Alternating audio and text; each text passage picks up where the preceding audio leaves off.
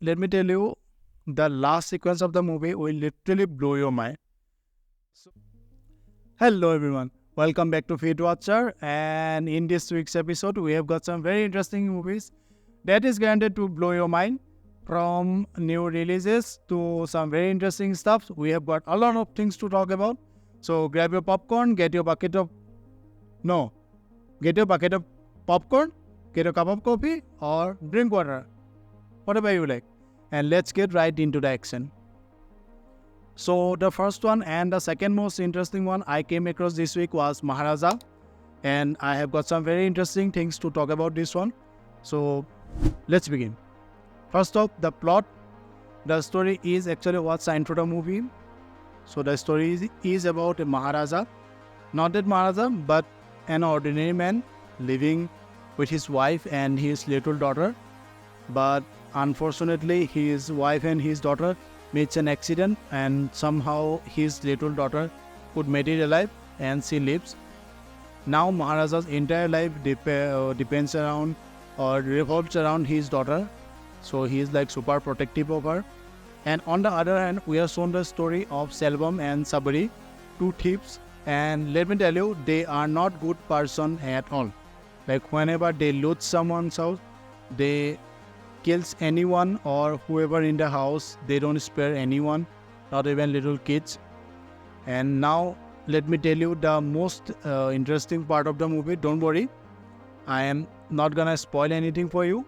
Anyway, so what is non-linear storytelling? If you don't know, it is a way to show the story in a mixed timeline. Like one scene will show the story of present, and that very next scene will show what happened before that in the past. So it's a very interesting and good concept to keep the interest of the audiences throughout the movie. So coming back to the movie again, in the 70% of the movie, we are shown the story of two different people or even many other people at the same time. And so I thought how it will all connect together till the end. And to my surprise, in the last part of the movie, every bits and pieces of the story that seems disconnected before gets connected like a puzzle. And it actually helped to keep the twists and turns in the movie till the very end very well. And so don't forget to watch this one. Alright, moving on to the next one, and the most interesting and the most fascinating one I watched this week was Twisters, and it is a sequel to the first one, came in 1996, Twister. Well, not technically, not necessarily sequel, but both the movie has some quite resemblance to them. So now that I have seen the movie, let me tell you that it is not a reboot or remake of the same movie, but it is a different story, consists of some elements of the first movie. So in the first movie, the 1996 one, we are shown the story of meteorologist Jo Harding and her ex-husband Bill Harding, who are storm chasers. And what are storm chasers? If you don't know, they are some crazy people who wants to know more about hurricanes, tornadoes, and such natural stuffs. And in the new one also, we are shown the story of a college student kid who works in Oklahoma with some storm chasers team, and that includes her friends Habi, Andy, Praveen, and her boyfriend Jeb. So something terrible happens there, and she just then gives up her dream to chase storms to find a solution to help people from tornadoes, and she moves on with her life. And many years later, somehow life gets her back to the same things again, and now this time she have to overcome her fears and face the tornadoes to find a solution to make a warning system so that she can save people before the storm actually comes. And this time she also meets someone even crazier than her. There enters Glenn Powell's character Tyler Owens, who is also known as Tornado Wrangler for some reason. And he is a crazy dude, and beside he's an asshole. He and Kate together trying to find a mutual problem they both face. So talking about a good point about this movie, I found the most beautiful and most interesting thing about this movie is the countryside of Oklahoma and the country songs. So the songs and the background of the movie literally sets the vibe of the movie and also makes you happy that they are being used throughout the movie. And another interesting fact about this movie is the VFX and practical effects they have used to show the scale of tornadoes. It was very detailed and simply breathtaking. And the only thing I did not like about this movie was how they have used David Corensway's character. I mean, what was he even doing there, right? They have made him a side character and he did not suited well for the role. And I actually don't mean it in a negative way, but in some sense his screen presence even overshadowed Glenn Powell's character, who is the lead of the movie. So I think they could have used him for something better than just to be used this side character. Anyway, moving on to the next one is Dark Matter. Another interesting piece of art I loved came to Apple TV. I won't tell much about the story because otherwise it will get spoiled for you. But I will tell the basic plot so that you know what you can expect. So Dark Matter is a sci-fi series based on the 2016 novel of the same name. Don't worry, you don't have to read the novel before watching the series. But here we are shown the tale of a physicist in Chicago who gets kidnapped by himself. So it's a bit weird, right? Not actually. And that's the best part about the series. So our physicist named Desan, he made a prototype machine which allows him to travel to any possible universe from an infinite number of multiverses. So in our present day, Desan gets kidnapped by an alternating version of himself who wants the same thing from his life that he could never have had from his version of life. And I think it may all sound very complicated when I tell you, but once you watch the series, you will understand everything and you will love it. That I can promise you. And also, something I always like about any Apple TV series is that the intros they made. I don't know how they nail it every time, but the intros of Apple TV series and movies are always something different and very artistic. Let it be defending Jacob and anything you can remember. Okay, moving on to the next section, music. And here are the ones I have discovered this week. So mostly I have listened to country songs this week because of Twisters. But here are the ones I listen that you can see on the screen right now. Ain't No Love in Oklahoma by Luke Combs from Twisters. Never Left Me by Megan Moroney from Twisters again. Bulletproof by Nate Smith and Avril Lavigne. Cowgirl by Morgan Waller. Love You Miss You by Luke Bryan.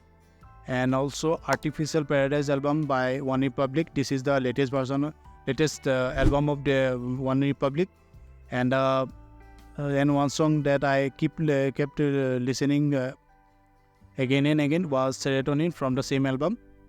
And then I also listened to Promises That I Can Keep and Running From My Shadows by Mike Shinoda.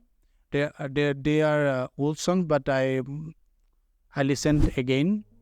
And these are the songs I have added to my music library this week. So I have provided link for all the songs in the pinned comment itself.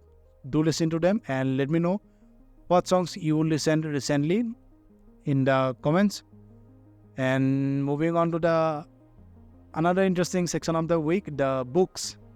So the book actually I read this week was also Make Time. This one I've been reading this one from like 2 weeks now. It's not a difficult book, but due to time constraint I could not finish the book yet. But I did actually revisited another book. This one you can see, Compound Effect by Darren Hardy. So some interesting lines I picked from this book, The Compound Effect. As the name suggests, it is not just about compounding effect like you might assume, but it is much more than that. And some of the lines I picked from the book that I think is very hard hitting. So first one is, everything in your life exists because you first made a choice about something. Choices are the root of every one of your results, and each choice starts a behavior that over time becomes a habit.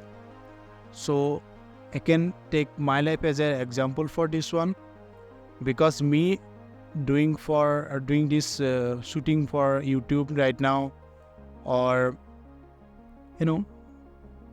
at this point of life, I'm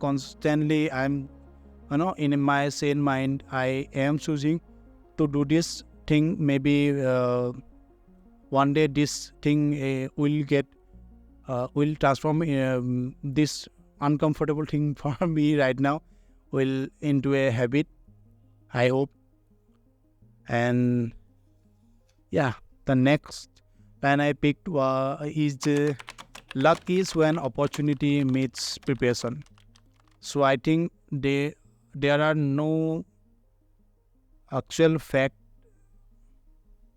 that proves luck, but luck always happens.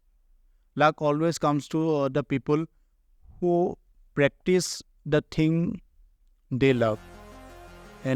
If you don't practice, if you don't give it your shot, then how will you see opportunities, right? When you try giving your shot, giving your opportunity, giving your practice your skills, practice your things, then only I think luck can happen to you, luck can favor you. And the next is, you cannot see what you don't look for, and you cannot look for what you don't believe in. This line actually connects to another book I would suggest in a later part of the this video series. But in a nutshell, I think in order to for what you don't believe in, this line actually connects to another book I would suggest in a later part of the this video series. But in a nutshell, I think in order to achieve something in life, achieve something greater in life, you first need to believe in it. Like, it's a very interesting thing that what you don't believe, what you don't want to see, you don't get, right? If it is still confusing, I'm gonna simplify for you. Like, if you don't mind something, if you don't want to see something, you are not seeing something for actively looking something particularly, you don't get to see the stuff even if it is in front of you, right? I don't know if that makes sense, but take this for example. Some things are happening with your life right now. Something is very important for you right now, and suddenly you see resemblance of that thing in every part of your life, right? That you did not notice before. This thing happened. This thing actually, was very important for you. I don't know if it makes sense. I don't know how to explain it better, but I hope you get it what I'm saying, right? So there are many interesting things about this book. I would recommend this one, Compound Effect by Darren Hardy, if you did not read it earlier.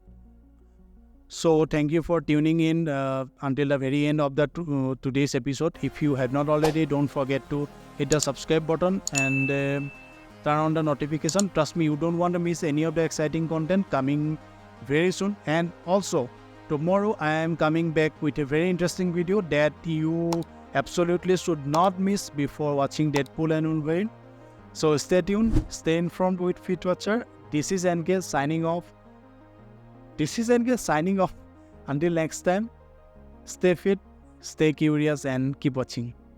Bye bye. See you tomorrow.